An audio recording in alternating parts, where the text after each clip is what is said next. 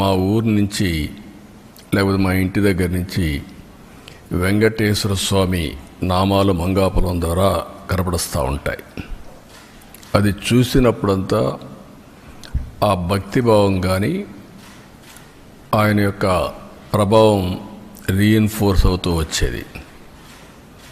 మేము చిన్నప్పుడు బ్రహ్మోత్సవాల సందర్భంలో శనివారం వస్తే ఒక్క పొద్దులుండి మొక్కులు చెల్లించుకున్న తర్వాతనే భోంచేసి సాంప్రదాయ ప్రకారం పెరిగాం.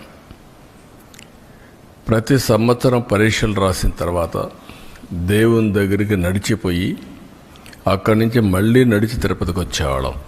ఈ దారిలో పోయి ఆ దారిలో వచ్చేవాళ్ళం. అలాంటిది ఇటీవల కాలంలో కొన్ని అపచారాలు జరిగే పరిస్థితి వచ్చింది.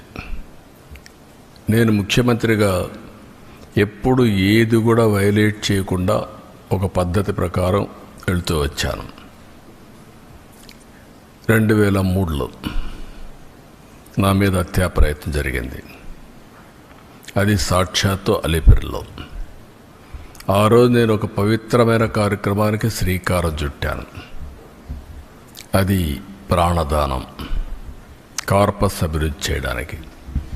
సిమ్స్లో ప్రారంభించి ఆ రోజే ఆనాటి చైర్మన్ టీటీడీ ఆదికేశులు గారు 1 కోటి రూపాయలు ఫస్ట్ విరాళం ఇస్తే దాన్ని అక్నాలెడ్జ్ చేసి అనౌన్స్ చేసి కొండపై పోయేటప్పుడు దగ్గర 23-24 క్లేమోర్ మైన్స్ నా మీద ప్రయోగించడం, కొన్ని క్లేమోర్ మైన్స్ వచ్చి నా కారు కొట్టడం. ఆ రోజు కూడా ఒక పవిత్రమైన రోజు అది. ఎందుకంటే బ్రహ్మోత్సవ సందర్భంగా ప్రభుత్వ లాంఛనాలు దేవునికి ఇచ్చే సందర్భం. అక్కడి నుంచి మామూలుగా అయితే బతికే సమస్య లేదు. అది నాకు పునర్జన్మ.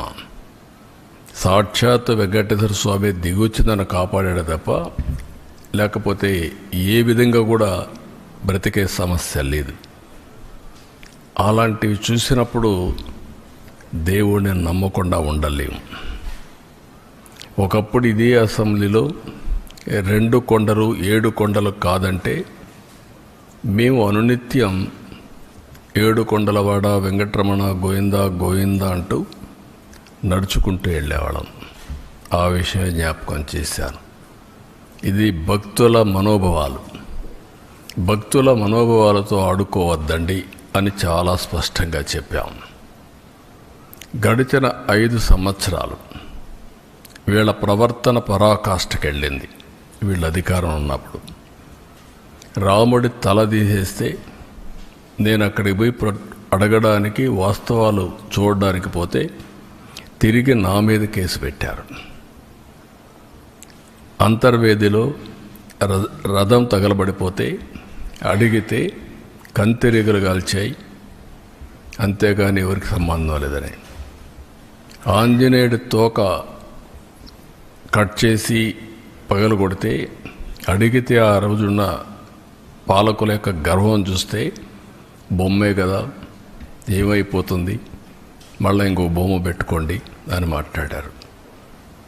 అదే మరి ఇవన్నీ జరుగుతూ ఉంటే చర్యలు తీసుకోకుండా తిరిగి మా పార్టీలపైనే బ్లేమ్ చేయడం మొదలుపెట్టారు. మేమే చేసి మేమే ఎన్ని బయట పెడుతున్న పరిస్థితికి